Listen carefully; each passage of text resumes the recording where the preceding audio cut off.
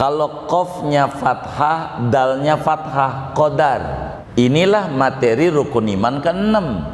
Pengertian yang harus muncul di otak adalah hal-hal yang Allah Subhanahu wa ta'ala tentukan, udah diatur dari zaman dahulu kala, takdir dan imani. Kita dagang begini, kita dagang untung, kita dagang rugi, imani. Untung respon kita bersyukur, rugi respon kita bersabar. Allahu ya Allahu ya Allah. Qala Sulaiman al-Jamal, telah berkata oleh Imam Sulaiman Jamal, kama qala al-Fayyumi fil Misbah, sebagaimana berkata oleh Imam Al-Fayyumi di dalam kitab Misbahil Munir, wal qadar bil fathi la ghairu ma yuqaddiruhu Allah ta'ala minal qadha. Adapun kata-kata qadar dengan dibaca fathah qafnya, tidak selain fathah. Wal qadar bil fathi, adapun kata-kata qadar bil fathi dengan dibaca fathah dalnya, la ghairu bukan selain fathah, ma yuqaddiruhu Allah ta'ala minal qadha, yaitu sesuatu yang menentukan akan dia oleh Allah daripada qadha. Wal qadru, adapun qadr bisukunid dal, dibaca dengan sukun dal wa fathiha dan fathah, huwal miqdar wal mislu, yaitu ukuran dan perumpamaan dan kesamaan. Yuqalu hadza qadru hadza, adapun ini yaitu ukurannya ini, ayyumasiluhu, yakni sama oleh ini dengan ini. Wa ammal qadr fi qawlihi ta'ala, inna anzalnahu fi lailatul qadri, fal makna lailatul taqdir. Adapun lafaz qadr pada firman Allah Ta'ala, inna anzalnahu fi lailatul qadri, sesungguhnya kami, yaitu menurunkan oleh kami akan Al-Quran pada malam kemuliaan. Fal makna, maka adapun maknanya, lailatul taqdiri, yaitu malam takdir. Sumiyat bidzalika, dinamakan malam itu dengan demikian lailatul qadar, lianna Allah Ta'ala yuqaddiru fiha ma yasha'u min amrihi ila misliha minas sanatil qabilati min amril mauti wal ajali wal rizqi wa ghairi dhalika. Karena bahwa Allah Ta'ala itu telah menentukan pada malam tersebut akan apa-apa yang ia kehendaki daripada perintahnya sampai seumpamanya daripada tahun yang mendatang, dari urusan kematian, ajal, rezeki dan selain yang demikian itu. Wa yusallimuhu ila mudabbiratil umur, dan Allah menyerahkannya kepada malaikat yang mengatur segala urusan. Wa hum arba'atun minal malaikati, yaitu 4 orang dari malaikat. Israfilu, pertama Israfil, wa Mikail dan Mikail, wa Azrail dan Azrail, wa Jibril dan malaikat Jibril alaihimussalam. Wa qala Mujahid, dan berkata oleh Imam Mujahid, lailatul hukmi, yaitu malam ketetapan. Wa qila lailatul syarafi wal 'idhami, maknanya malam kemuliaan dan keagungan. Qila au lailatud dhiqi, malam kesempitan. Lidhiqil qada'i bizdihamil malaikati fiha, karena sempitnya qada' dengan berdesakannya malaikat pada malam tersebut. Wa an Ibni Abbas, dan diriwayatkan dari Ibnu Abbas radhiyallahu anhuma, anna Allah yaqdil aqdiyata fi lailati nisfi Sya'ban, bahwa Allah yaitu telah menetapkan akan segala ketentuan pada malam nisfu Sya'ban. Wa yusallimuha ila arbabiha, dan menyerahkannya kepada empunyanya malaikat yang empat, Lailatul Qadri, pada malam Qadar. Hadza wa laysal muradu anna taqdirallahi la yahdusu ila tilka lailah. Pahami olehmu akan ini, tidaklah yang dimaksud yaitu bahwa takdir Allah yaitu tidak terjadi kecuali pada itu malam. Li'annahu ta'ala qaddaral maqadira fil azal qabla khalqis samawati wal ardi, karena bahwa Allah subhanahu wa ta'ala itu mentakdirkan segala takdir pada zaman azali sebelum penciptaan langit dan bumi. Bal muradu idharu tilkal maqadiri lil malaikati, bahkan yang dimaksud yaitu mendohirkan itu takdir-takdir bagi para malaikat. Wallahu a'lam bishawab. Segini, Bapak Ibu, saudara-saudara sekalian yang mulia, sebagaimana dimaklumi oleh kita bersama bahwa rukun iman ada 6. Yang keenamnya iman kepada takdir. Malam hari ini pembahasan kita berbicara tentang takdir atau qadar bahasa Arabnya secara etimologi. Sebagaimana dijelaskan sebelumnya bahwa qadar ada 2 pengertian. Ada qadar dalam terminologi agama yang telah kita bedah dalam pandangan Ahlus Sunnah wal Jamaah, baik dari Al-Maturidi maupun Al-Asy'ari. Yang kedua adalah qadar dari sisi bahasa, qadar wabil qadari. Apa makna qadar dari sisi etimologi? Malam hari ini paparan kajian kita berbicara tentang qadar dalam pandangan lughat, dalam pandangan ahli bahasa.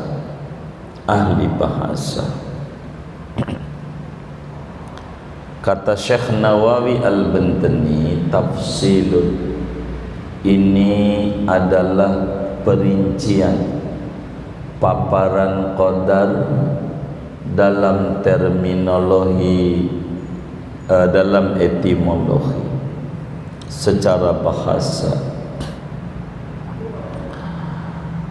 Seorang ulama besar pakar tafsir yang mensyarahi tafsir Jalalain, ada tafsir kecil dibaca oleh banyak orang, namanya tafsir Jalalain. Artinya tafsir yang dikarang oleh 2 kiai yang namanya Jalal. Yang pertama namanya Jalaluddin Al-Mahalli, ulama besar Mesir, lahir di Mesir, besar dan menjadi orang besar di Mesir. Beliau mensyarahi, mentafsiri Quran dari surat Al-Kahfi. Surat Kahfi dulu, enggak dari Fatihah, dari Kahfi, Imam Al-Mahalli, sampai surat An-Nas selesai. Lalu beliau lanjutkan biar rapi se-Quran, Al-Fatihah lanjutannya. Baru selesai Fatihah meninggal dunia, belum kelar ngarangnya di tafsir yang kecil itu. Maka murid beliau namanya Imam Jalaluddin As-Suyuti.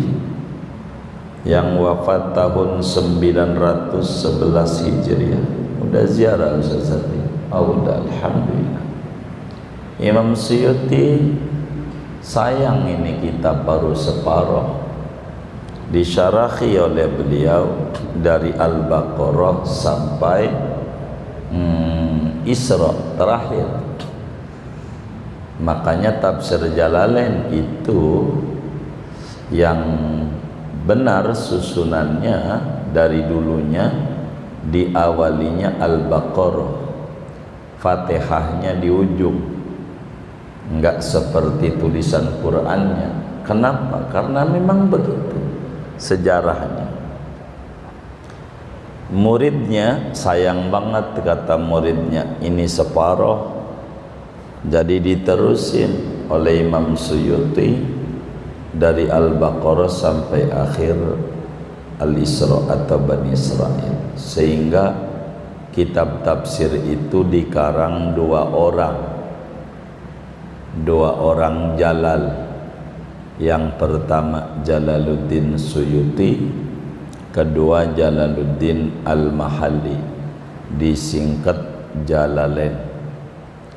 Kalau tafsir yang kecil ini aja masih susah bacanya, enggak ngerti-ngerti, ini namanya tafsirnya jalan lain. Apaan? Iya, nyasar-nyasar. Begitu, bukan jalan lain. Nyasar. Kurang paham dia. Nah, tafsir Jalalain ini kecil, maka ulama besar madhab Syafi'i namanya Imam Sulaiman Al-Jamal mensyarahinya, memaparkan biar lebih jelas dengan nama Al-Futuhat Al-Ilahiyah, menjadi besar, 4 jilid besar yang tadinya sejilid kecil. Itu pun oleh muridnya Imam Sawi. Ini kegedean karya guru ini, namanya Futuhat Al-Ilahiyah. Saya kecilin dah, namanya Hasiyah Sawi ala tafsir Jalalain, rada kecilan separohnya. Begitulah ulama.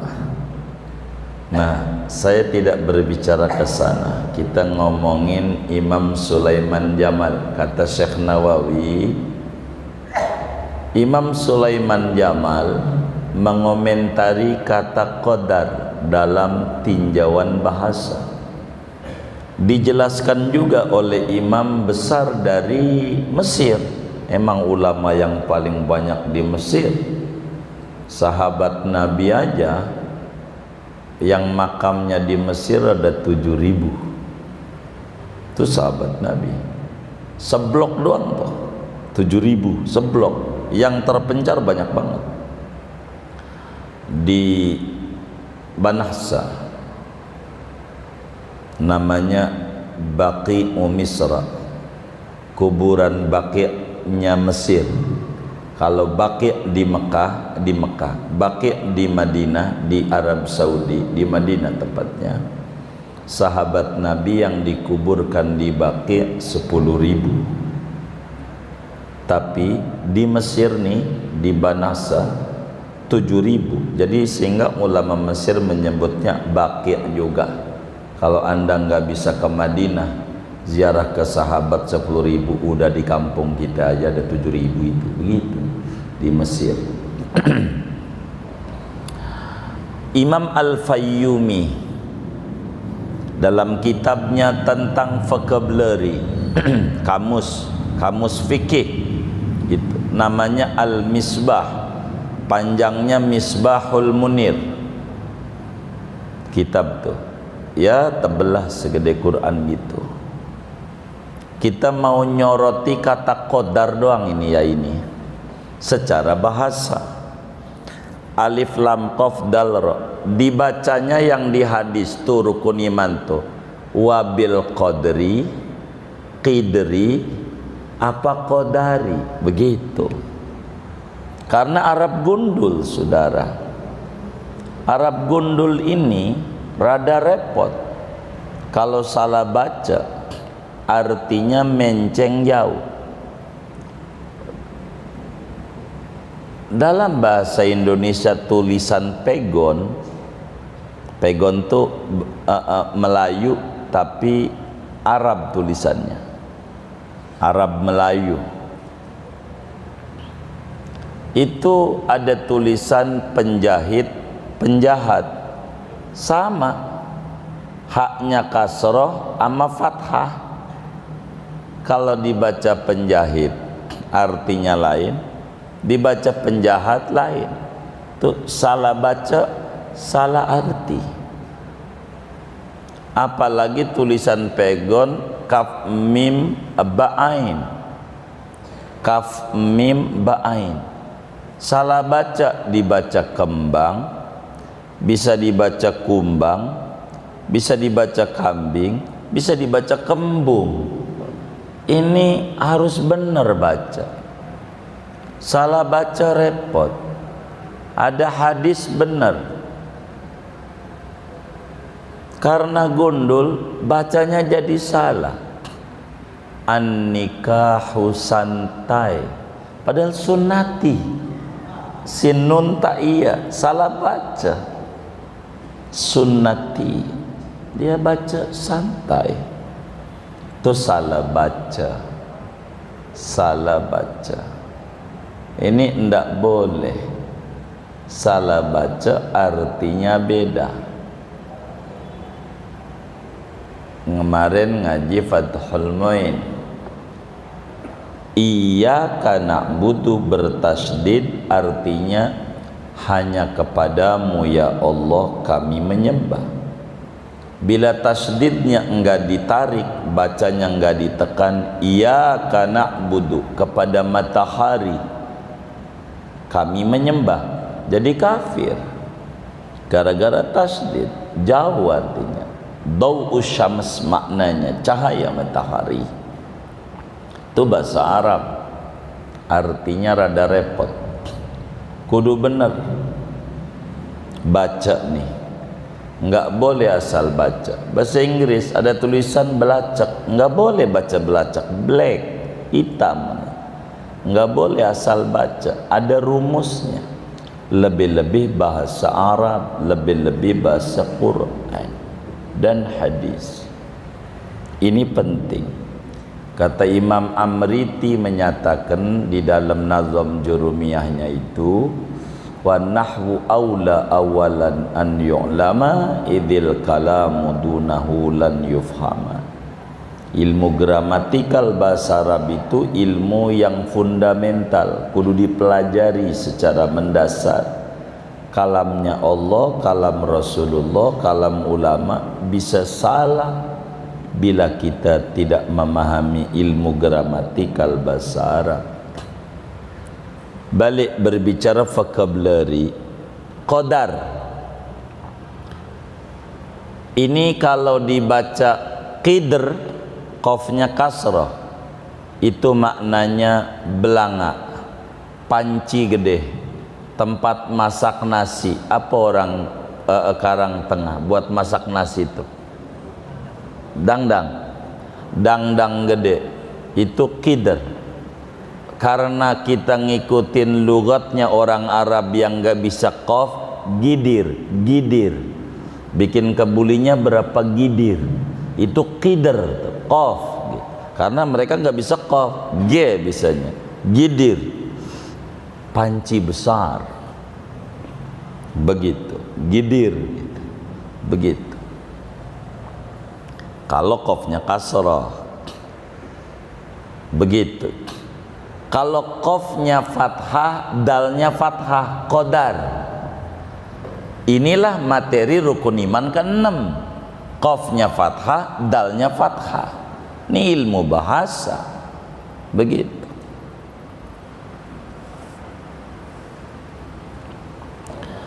Apa artinya dalam bahasanya itu qadar tuh? Kata Imam Al-Fayyumi dalam Misbahul Munir, kalau dibaca qadar, pengertian yang harus muncul di otak adalah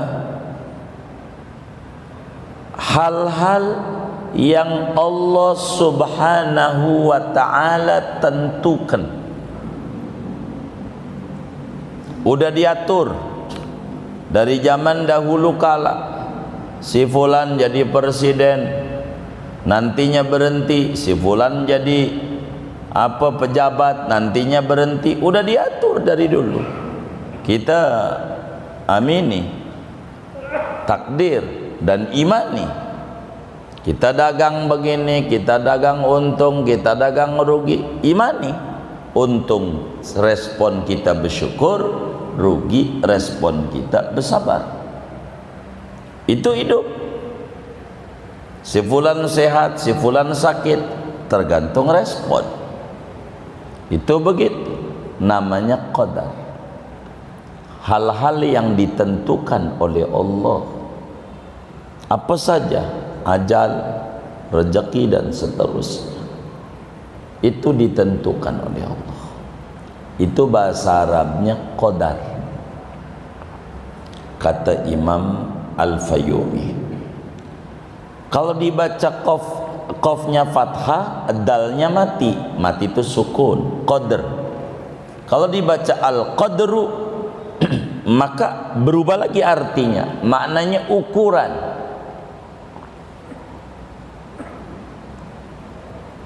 Ukuran.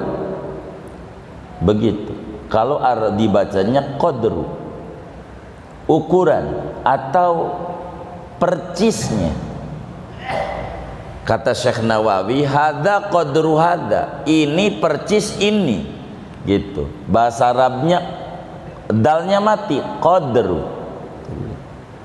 Hadza qadru hadza, ini percis ini, begitu. Begitu, sama begitu.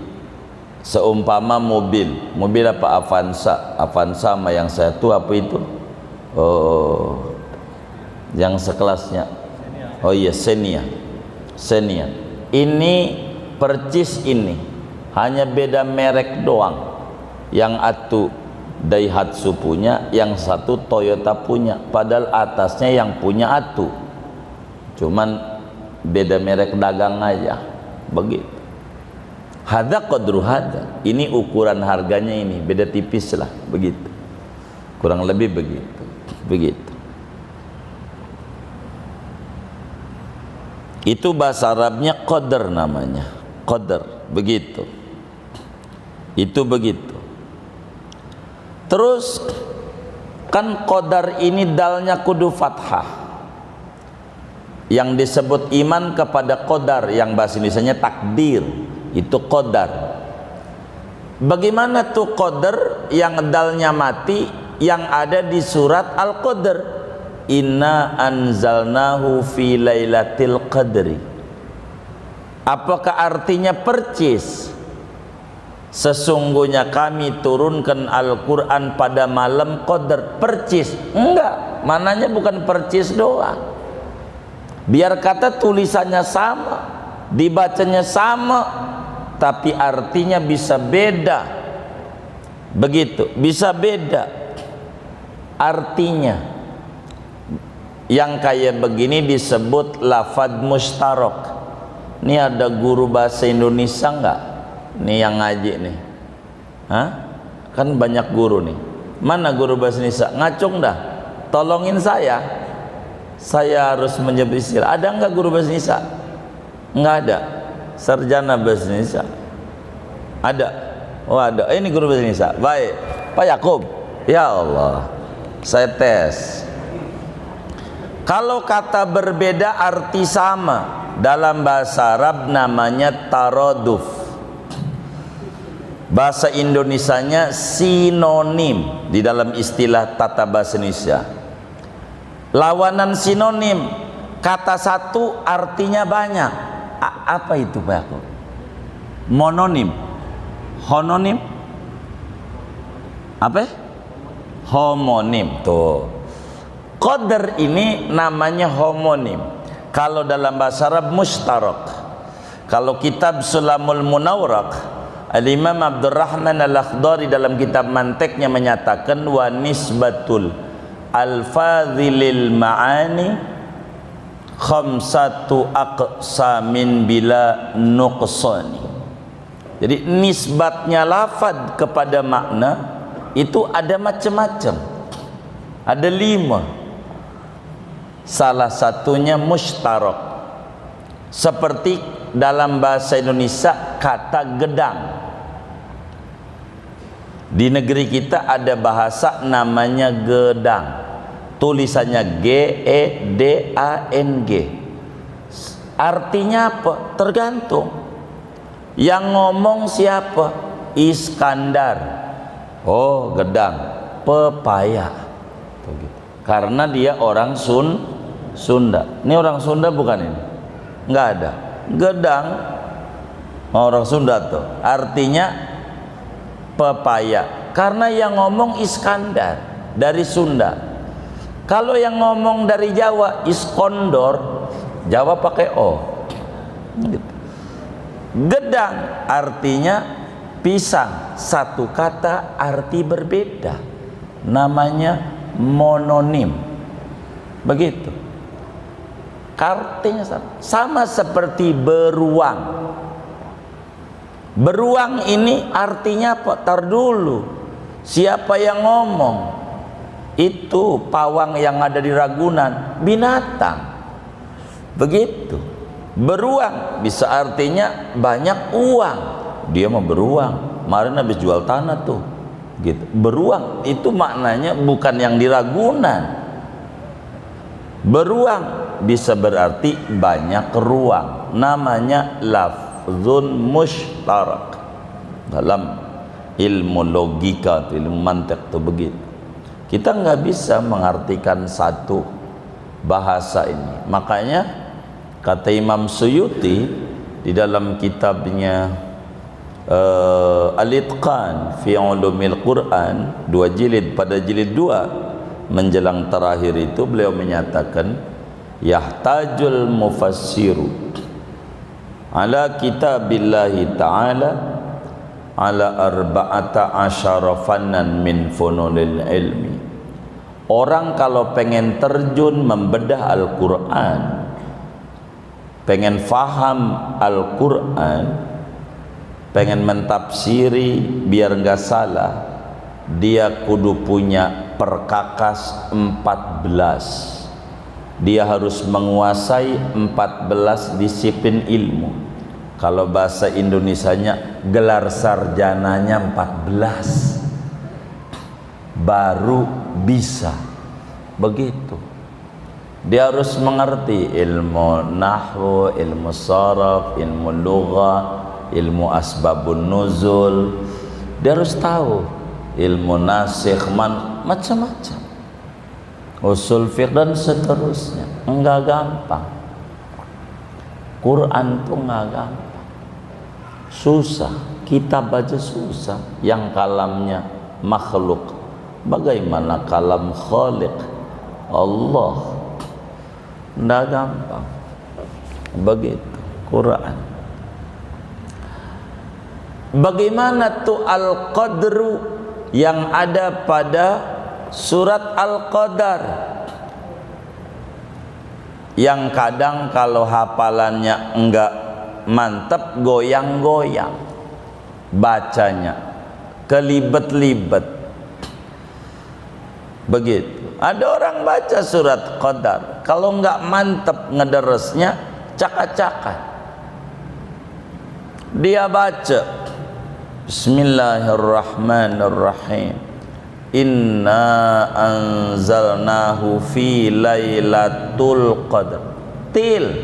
Lailatul qadri khairun. Ini yang benar tul apa til? Dia bingung gara-gara kagak mantap gitu. Gara-gara ada til. Ini yang benar tadi udah saya suruh til. Sekarang til suruh tul. Yang benar yang mana? Gara-gara dia tidak faham ini jadi apa, kedudukannya ini jadi apa. Itulah ngafal doang, tapi kalau tahu maknanya nggak bakalan salah, biar gundul. Inna anzalnahu fi lailatul qadri. Ini qadri ini ukuran, bukan. Kalau pada ayat ini kata Syekh Nawawi, Al-Qadri ini maknanya lain lagi, ada 3. Jadi kalau qafnya hidup, dalnya mati, yakni qafnya fathah, dalnya sukun, artinya banyak lagi. Tuh, ini ngaji bahasa doang. Tuh bahasa, begitu. Beda arti. Kalau Lailatul Qadar itu artinya apa? Ada 3. Yang pertama, Lailatul Qadar itu artinya Lailatul Takdir, malam penetapan.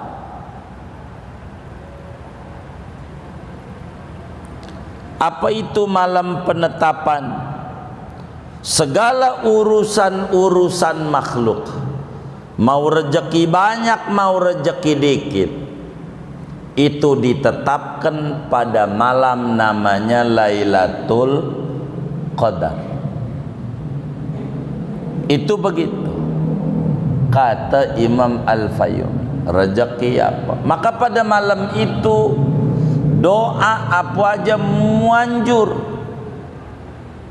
karena malam penetapan. Jatuh kapan? Nah, ini berbeda-beda. Ibnu Abbas radhiyallahu ta'ala anhu malam nisfu Sa'ban, malam 15 bulan Sa'ban itu malam penetapan, kata Ibnu Abbas. Maka malam nisfu Sa'ban doa minta apa aja manjur.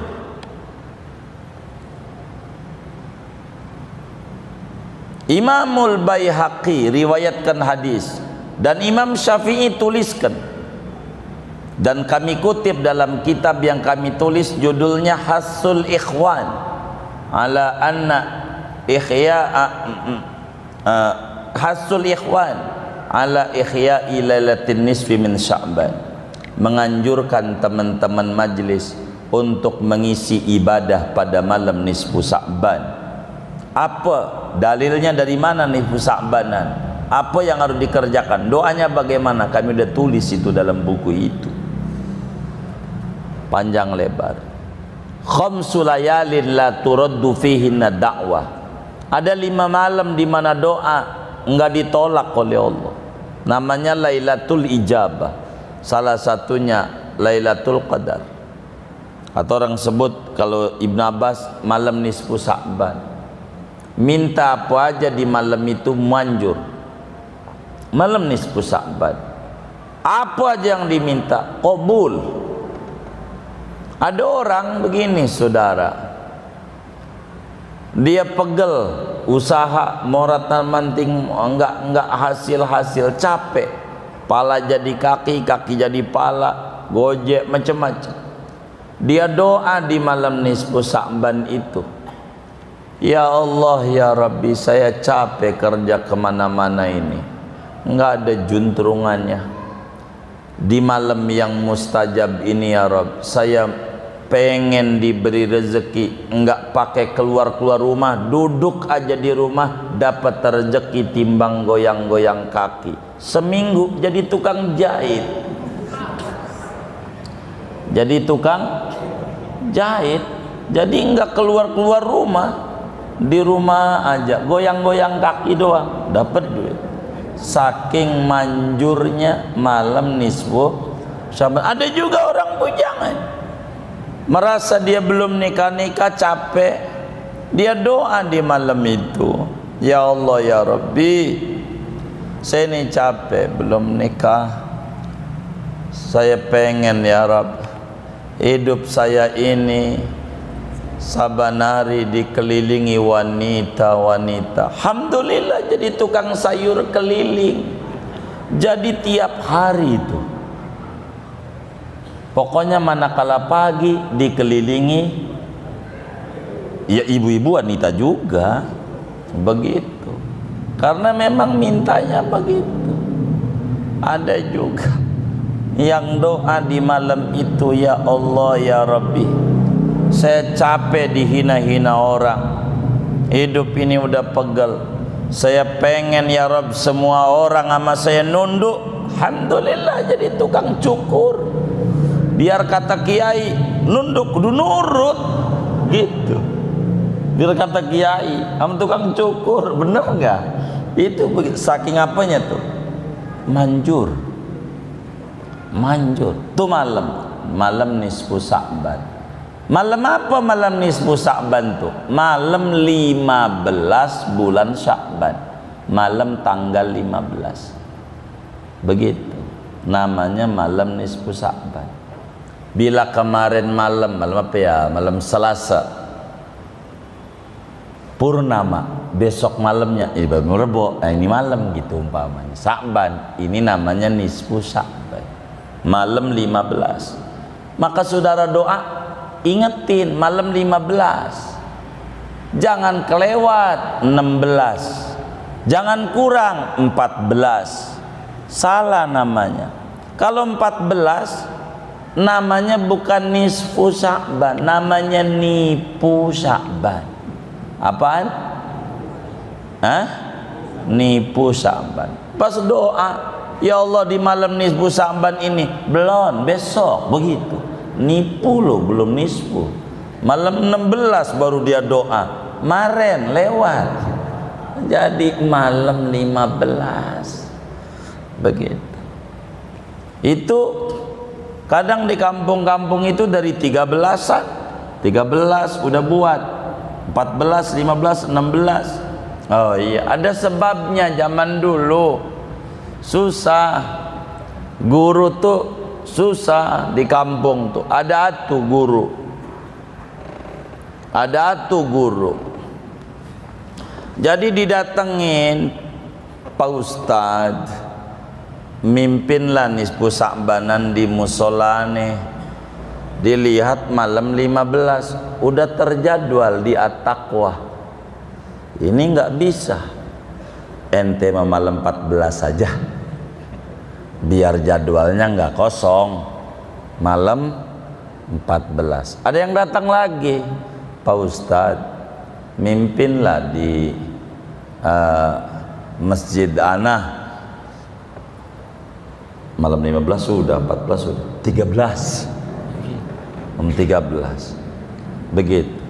Bagus kalau ikut semua, cuman pada akhirnya enggak. Gua mau udah kemarin malam 13 begitu. Mestinya tiap malam tuh ikut. Malam 13 ikut, 14 ikut, 15 ikut, 16. Ambil aja semuanya. Orang namanya baca Quran ya kan. Tiap malam juga dari 1 Sya'ban bagus. Bahkan dari sekarang nih kan, Jumat lahir, bagus baca Yasin 3 kali tiap maghrib. Bagus enggak? Bagus. Begitu. Jangan disalahin, jangan. Orang bagus. Nah, Lailatul Qadar adalah Lailatul Taqdir, satu maknanya begitu. Tapi kata Imam Mujahid, seorang pakar tafsir dari kalangan tabi'in, mengartikan Lailatul Qadri maknanya Lailatul Hukmi, malam keputusan hukum, malam penetapan.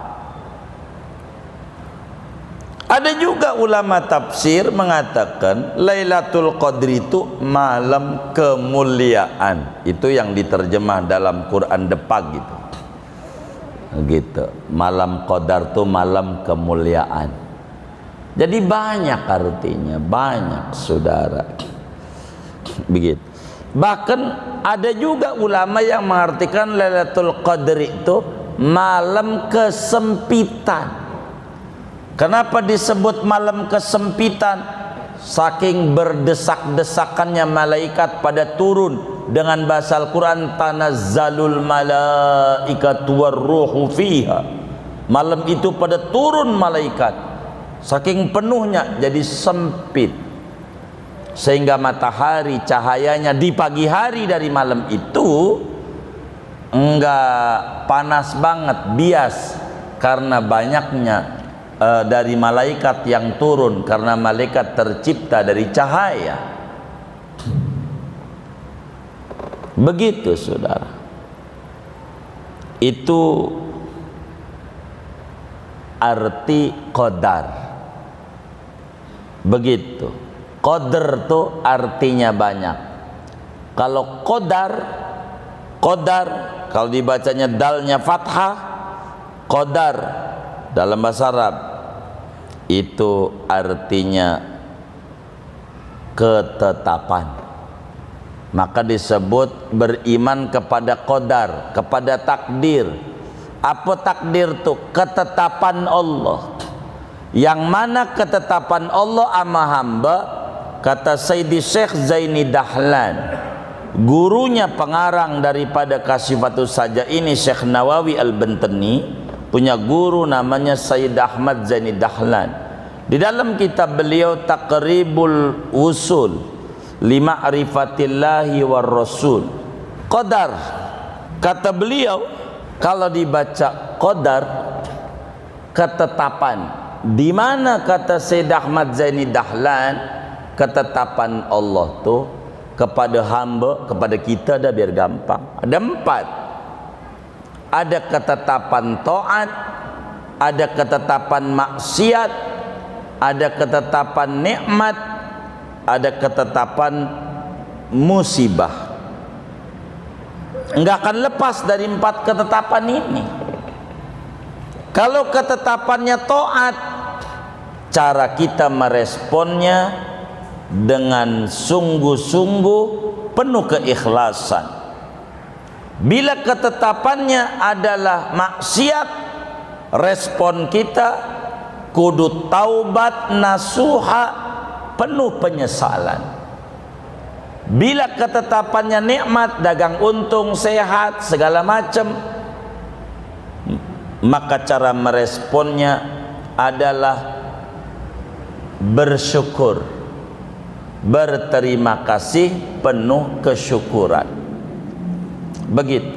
Kalau ketetapannya musibah, maka kita kudu sabar, penuh dengan ikhtiar.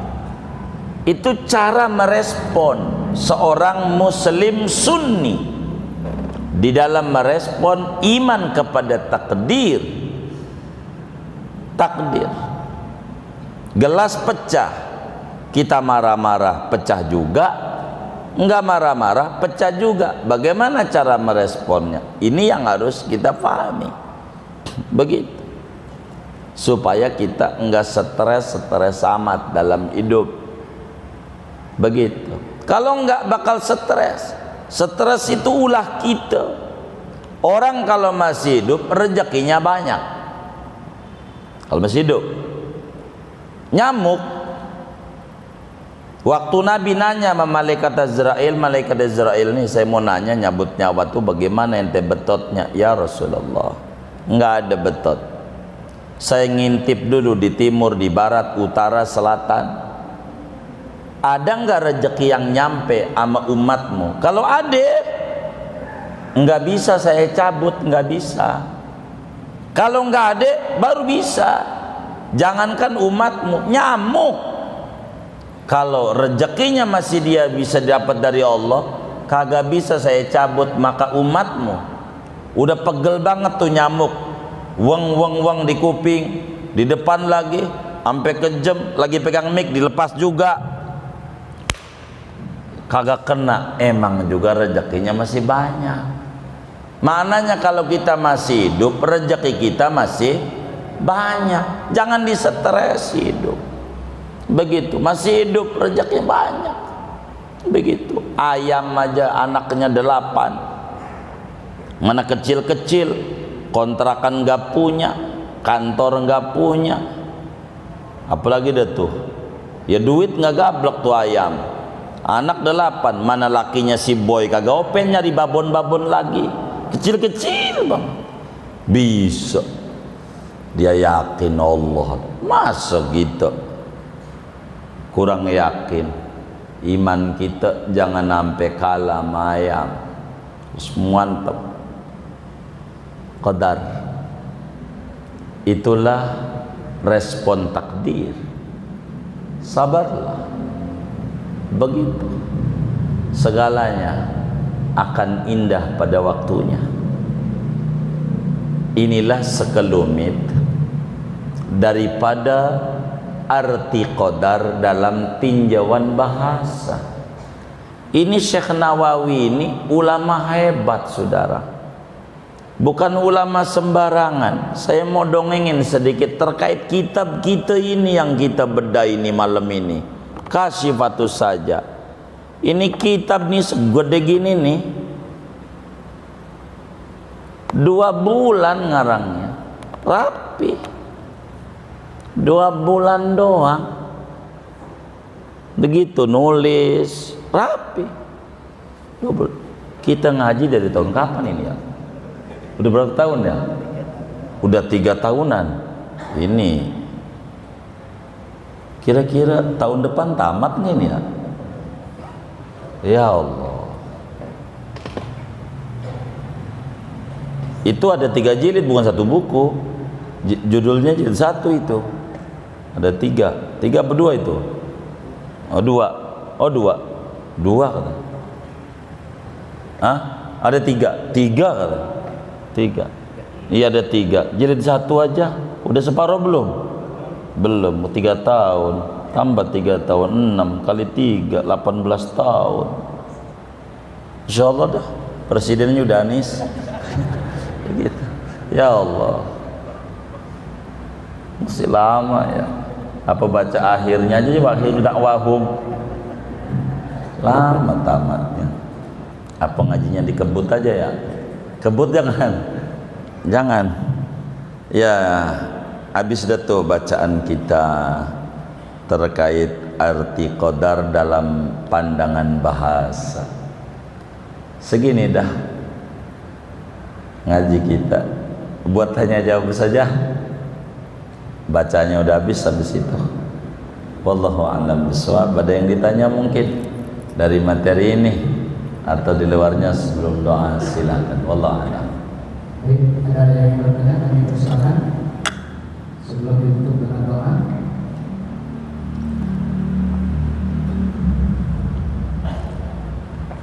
Ya, silakan.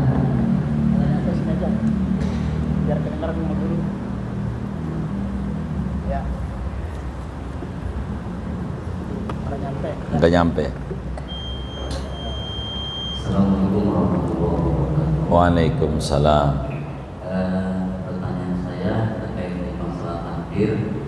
Bagaimana kalau umpamanya ada seorang ditakdirkan berbuat maksiat, apakah terus orang ini bicara, "Wah itu dari takdir begini"? Itu bagaimana? Terima kasih. Waalaikumsalam warahmatullahi wabarakatuh. Bagaimana bila ada orang i'timad 'alal qadar indal maksiyah?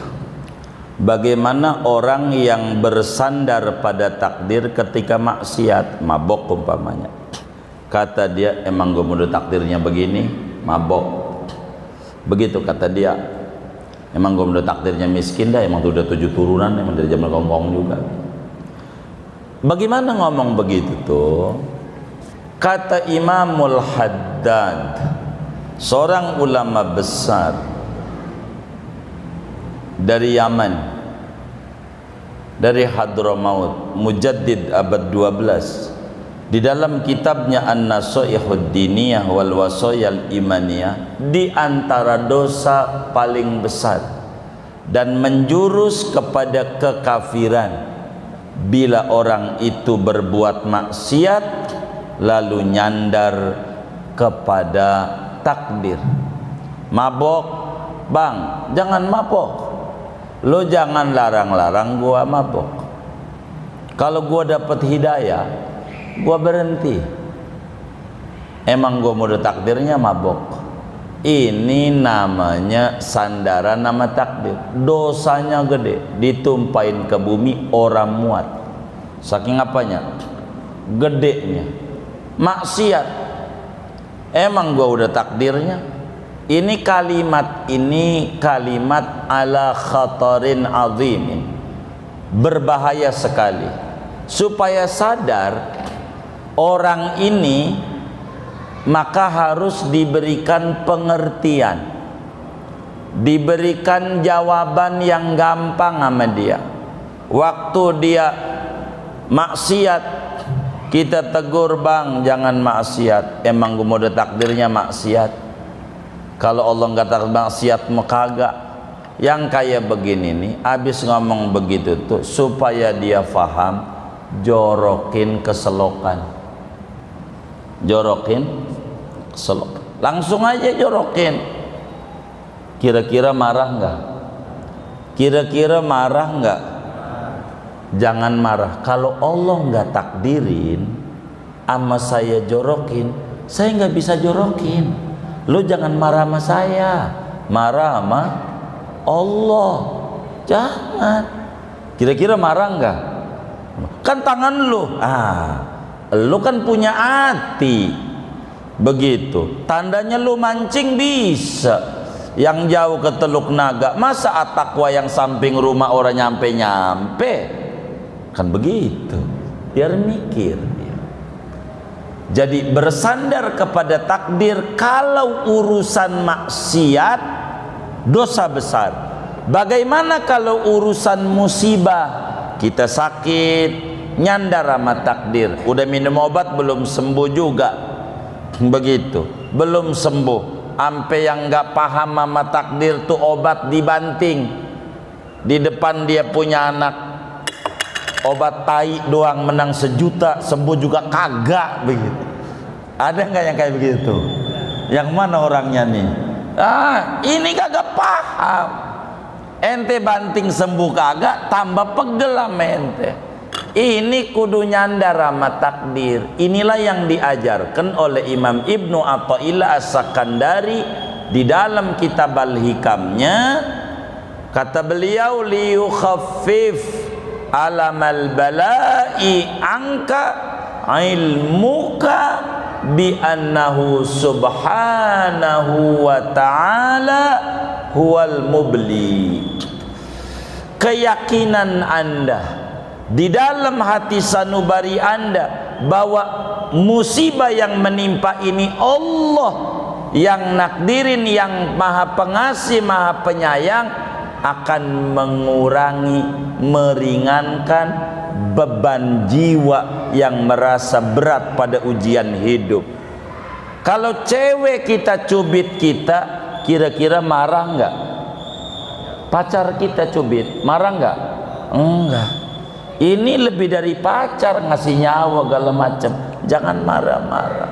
Allah boleh pelipur lara. Maka kalau pada musibah bolehlah kita nyandar sama takdir, tapi kalau maksiat tidak boleh. Haram dan dosa amat sangat besar. Dijelaskan panjang lebar oleh Imamul Haddad yang rotibnya dibaca di majelis kita oleh anak-anak majelis yang pengen mendapatkan kesuburan dalam kehidupannya. Di dalam kitab beliau An-Nasihatud Diniyah wal Wasayal Imaniyah, masih di awal-awal beliau paparkan pada bagian-bagian ini. Kurang lebih demikian. Allah Alam.